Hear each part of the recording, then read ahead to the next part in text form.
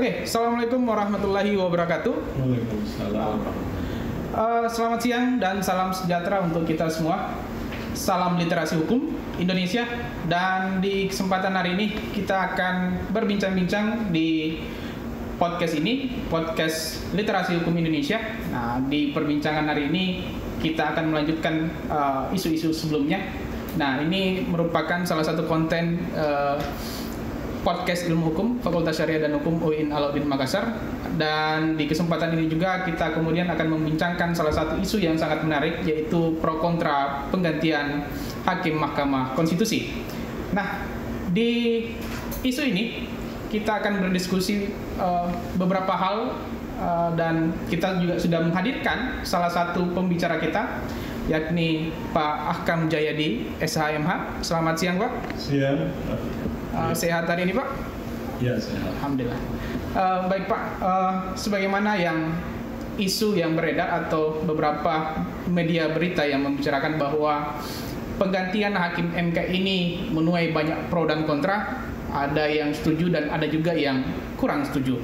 Nah, isu ini kemudian dimulai ketika penggantian hakim Mahkamah Konstitusi, itu Prof. Asbanto, kemudian diganti oleh Prof. Guntur Hamzah. Ini berawal ketika DPR kemudian mengatakan bahwa penggantian ini adalah sebagai produk politik, karena di satu sisi Prof. Hamzah ini selama ini tidak mendukung atau tidak berkomitmen terhadap produk-produk hukum yang dihadirkan oleh DPR. Tetapi sebelum kita memulai perbincangan itu, saya ingin berawal bahwa di konstitusi kita itu di pasal 24C misalnya, itu dijelaskan bahwa kekuasaan kehakiman itu merupakan kekuasaan yang merdeka untuk menyelenggarakan peradilan. Nah, salah satu yang kekuasaan peradilan di sini, Pak, kan Mahkamah Konstitusi. Nah, sejauh mana sih kemandirian atau kemerdekaan badan peradilan kita di Indonesia, Pak? Mungkin kita mulai dulu dari situ. Ya, kalau kita bicara kemandirian kekuasaan kehakiman antara Mahkamah Konstitusi dengan Mahkamah Agung tentu beda ya. Yeah. Kenapa? Karena kalau yang sejak awal ada itu Mahkamah Agung. Mahkamah Konstitusi adanya belakangan. Betul. Setelah reformasi Di 2023. Nah, kita tahu bahwa salah satu yang sangat kuat pengaruhnya dari reformasi itu adalah kekuasaan politik. Iya. Power politik, sehingga juga kita tidak bisa hindari Mahkamah Konstitusi itu juga syarat dengan kekuasaan politik. Paling tidak misalnya tercermin dari entah sebenarnya dasar legalitas rasionalnya itu apa ketika pemilihan hakim konstitusi itu dibagi tiga. Yeah. Pengusul. Tiga di DPR, tiga oleh pemerintah, tiga oleh presiden. Iya, betul. Itu yang kemudian saya ingin langsung lompat dulu sedikit ke apa yang menjadi topik kita hari ini, ketika kita mengatakan tiba-tiba terjadi masalah ketika kasusnya Pak Aswanto diberhentikan jadi hakim konstitusi. Saya melihat, kalau saya pribadi, ini bukan hal yang tiba-tiba, bukan hal yang terjadi begitu saja. Sepertinya, nah itu tadi saya katakan ada intervensi politik banyak sekali masuk, bahwa ini sudah dirancang sebelumnya. Sudah dirancang. Apa dasarnya saya mengatakan bahwa ini hal yang dirancang sebelumnya? Bahwa sebelum terjadi pemecatan ini kan DPR sudah membuat rancangan undang-undang baru untuk revisi undang-undang Mahkamah Konstitusi keempat kali.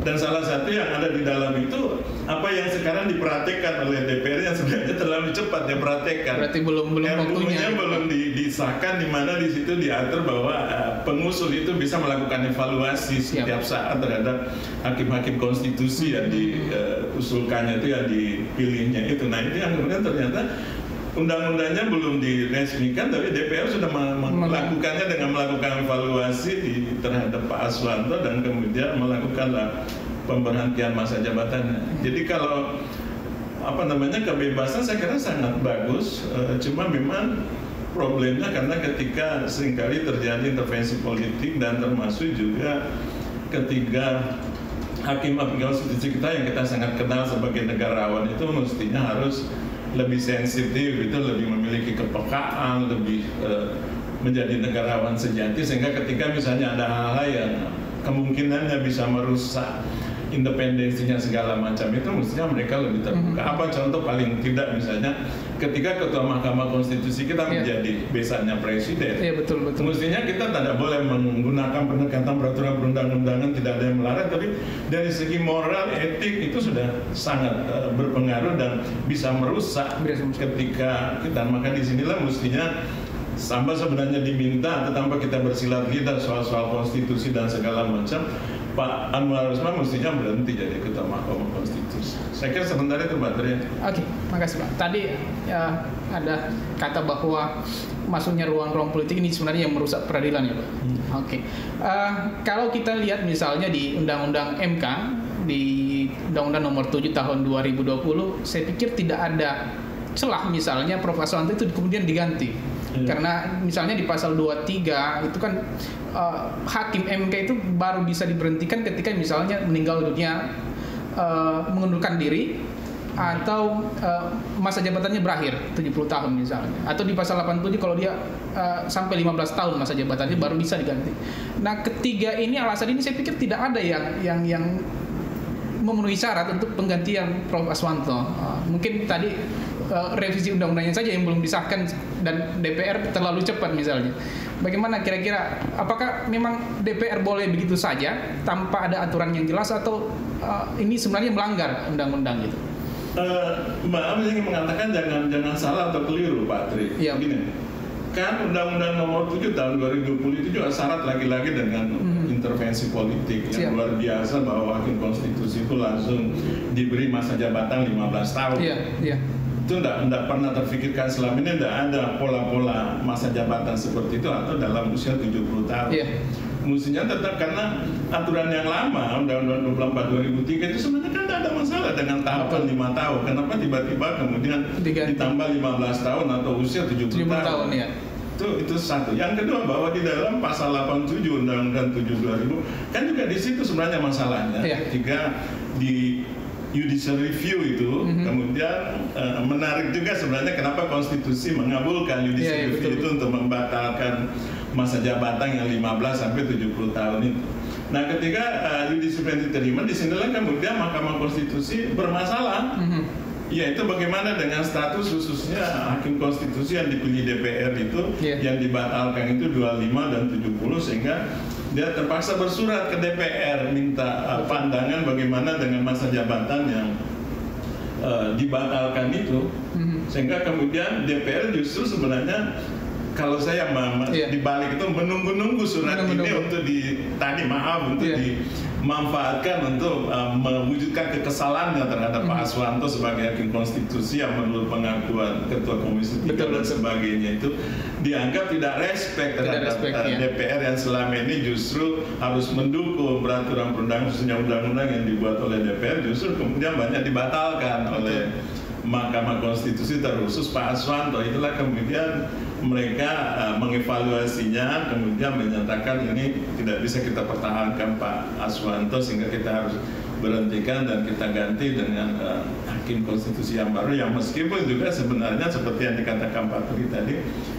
ya tidak bisa dipakai cara itu, karena ada tata cara aturan yang ada dalam Undang-Undang Mahkamah Konstitusi bagaimana berakhirnya masa jabatan seorang hakim konstitusi meninggal, melanggar hukum, melanggar kode etik dan sebagainya, yang kemudian juga prosedurnya ada lagi, bahwa itu misalnya melalui Mahkamah Etik yang ada di Mahkamah Konstitusi yang kemudian membuat resumenya, suratnya, untuk kemudian nanti ditembuskan ke DPR atau kepada Presiden untuk melakukan penggantian atau pemberhentian hakim konstitusi. Ini yang tidak dilakukan, yang tadi juga saya katakan ya Pak, bagus juga sih DPR punya akal yang cerdas itu ketika pemencatan itu dia lakukan dengan istilah keputusan politik dari DPR, karena DPR sebagai lembaga politik ya hasil keputusannya itu keputusan politik, sehingga salah kalau dia melakukan pemecatan dengan berdasar konstitusi, karena itu bukan kewenangan.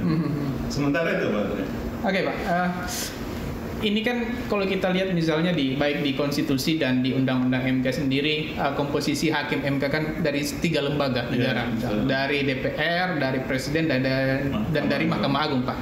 Apakah komposisi ini kemudian masih ideal atau memang dari awal sudah bermasalah, Pak? Gimana kira-kira tanggapan? Ini lagi-lagi juga kembali lagi ke patron awal kita bahwa era reformasi itu dibangun, digerakkan dengan kekuatan politik yang begitu besar. Sampai di dalam banyak reformasi-reformasi hukum yang kita lakukan juga kekuasaan politik itu juga masuk. Wujudnya itu kan pasti karena kekuasaan politik sehingga dua institusi ini diberi kewenangan untuk memilih dan menetapkan hakim konstitusi. Dasarnya apa? Kenapa tidak satu institusi saja? Misalnya Mahkamah Agung atau Presiden. Karena kalau DPR sendiri, saya pribadi tidak setuju. Karena bagaimanapun DPR kan lembaga politik.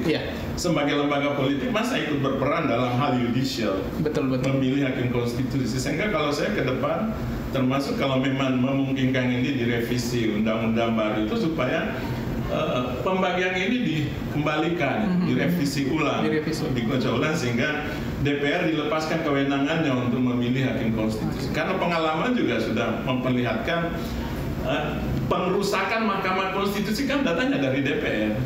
Apa contoh pertama? Ketua Mahkamah Konstitusi itu Akil Mukhtar itu kan dari DPR. Demikian juga yang kedua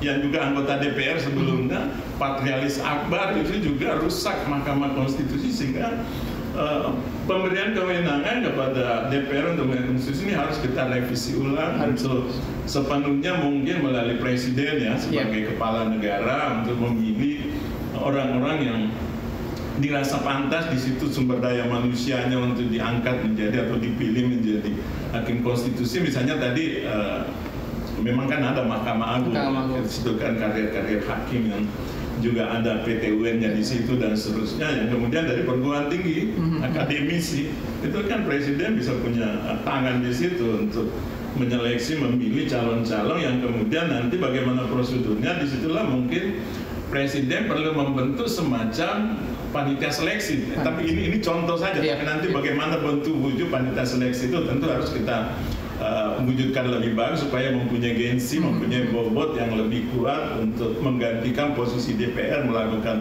fit and proper test dan memilih hakim-hakim konstitusi sehingga bisa lebih jujur, lebih objektif, lebih bertanggung jawab dan minus intervensi-intervensi politik. Saya kira itu dulu, Pak. Jadi poinnya, Pak, bahwa pemilihan hakim MK mungkin ke depannya harus dipilih oleh satu lembaga saja.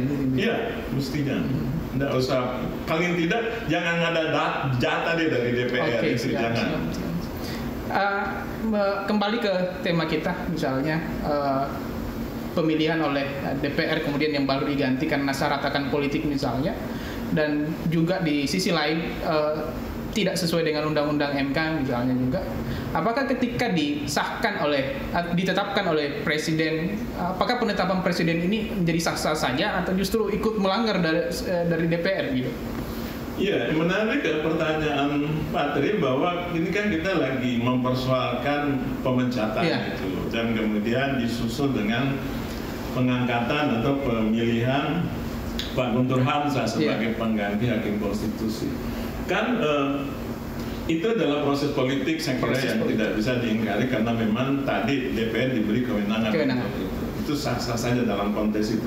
Nanti kemudian kan ada proses selanjutnya, yaitu proses hukum administrasi negara, pembuatan SK dan kemudian pelantikan yang itu adalah otoritasnya Presiden, tentu sebagai kepala negara. Nah pertanyaan tadi, apakah ketika Presiden mensahkan atau tidak mensahkan itu bisa kita terima sebagai sebuah kebenaran dalam perspektif hukum tata negara atau hukum administrasi negara?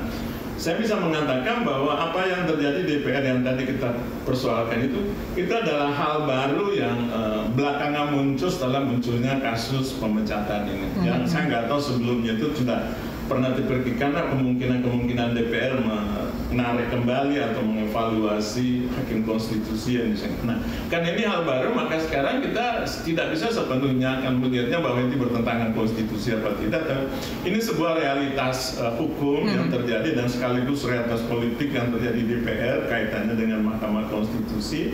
Maka sekarang kita harus, saya kira DPR khususnya melalui Komisi 3, baik pimpinan Komisi 3 atau bahkan mungkin pimpinan DPR itu Ya bertemu presiden untuk membicarakan apa langkah politik yang terbagus harus kita ambil, terlepas dari bahwa apakah itu bertentangan atau apa segala macam. Tapi yang jelas ini adalah satu masalah kenegaraan yang sekarang melayang menjadi sebuah problem yang kita tidak tahu persis bagaimana mendudukkannya, karena ya pengamat juga sekarang kan banyak sekali berbeda-beda pemahamannya. Maka kalau saya solusinya itu bagaimana pimpinan Komisi 3 atau pimpinan DPR bertemu dengan presiden untuk membuat kesimpulan segala macam bagaimana sebaiknya, dan tentu karena yang bertemu yang adalah dua lembaga negara, presiden dan DPR, dan termasuk juga mungkin dilibatkan Mahkamah Konstitusinya, sehingga suka tidak suka apapun hasil keputusannya itulah keputusan terbaik dari pertemuan tiga institusi negara kita untuk menyelesaikan itu. Itu kalau saya, Pak.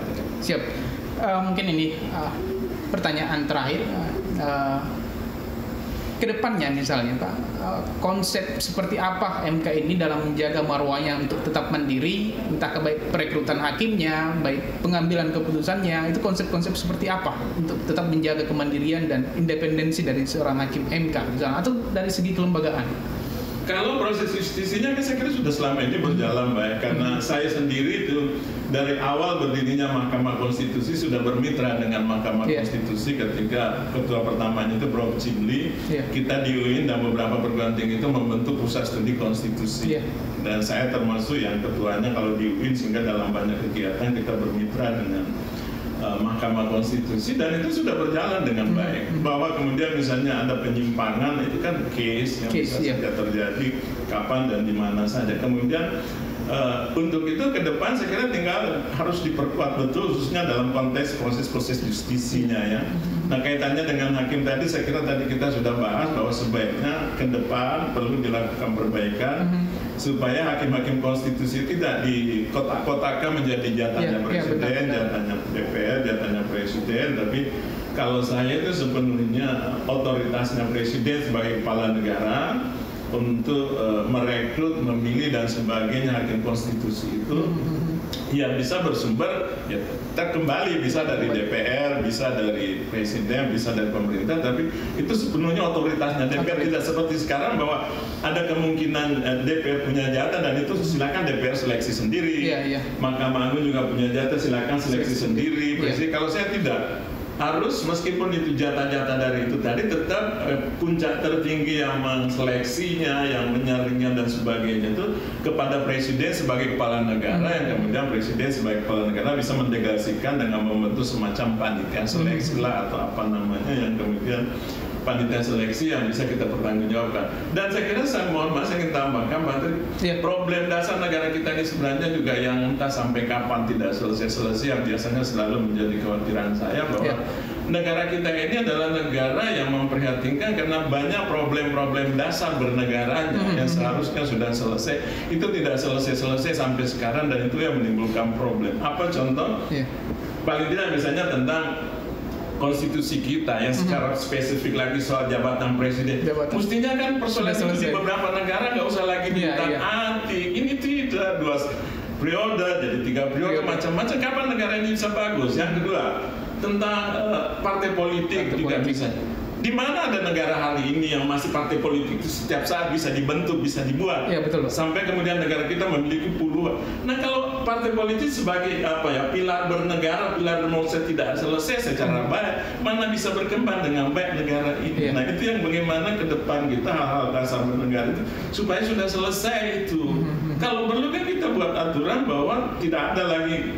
Tapi kan kita dengan menjadikan demokrasi, kebebasan berkumpul dan segala macam itu sebagai dasar, padahal sangat-sangat tidak pas, tidak cocok dalam konteks bernegara itu, di mana setiap saat pas berkumpul orang 10-20 bisa lagi bentuk partai politik segala macam. Nah, ini kalau ke depan kita ingin membangun negara dengan baik ini, maka institusi negara itu yang secara hukum konstitusi harus sudah selesai. Dan jangan lagi diutak-atik seperti tadi masa jabatan presiden, partai politik dan segala macamnya. Dan ada mesti batas antara ini hukum konstitusi, ini hukum negara yang menjadi otoritas negara melalui lembaganya, dan ini aspek-aspek yang bersifat politis. Itu yang harus kita lakukan perubahan-perubahan sehingga misalnya ke depan itu negara ini bersifat sistemik dalam arti apa? Ketika presidennya berhenti, ketika gubernurnya berhenti dan sebagainya, maka kita sudah punya sistem. Pergantian orang itu tidak ada masalah, siapapun bisa dengan tetap mengerti. Nah kalau kita di samping problem personal juga sistemnya juga masih jadi problem di utak-atik, sehingga kemudian ya tatanan bernegara tidak bisa berjalan dengan baik kalau sepanjang sistem yang menjadi pegangan utama kita itu tidak terbentuk, tidak berjalan dengan baik. Padahal kata siapa? Lohman kan? Pejabat itu silih berganti, tapi jabatan itu yang tinggal tetap. Artinya apa? Sistem jabatan itu, sistem bernegara itu yang harus tetap, tidak boleh lagi kita rubah-rubah sehingga kita mengacu ke dan negara kita dua hal ini setiap saat selalu dilakukan perubahan-perubahan sehingga itulah menyebabkan tatanan bernegara kita menjadi seringkali terganggu.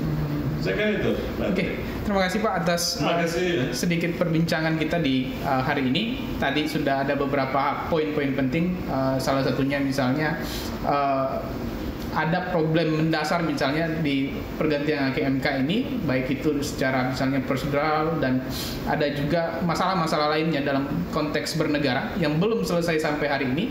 Misalnya tadi sudah dijelaskan panjang lebar mulai dari konteks presiden masa jabatannya, politik partai politik dan sebagainya. Ini semua masih kita perbincangkan, sementara di negara-negara maju sudah hal yang sudah selesai untuk diperbincangkan.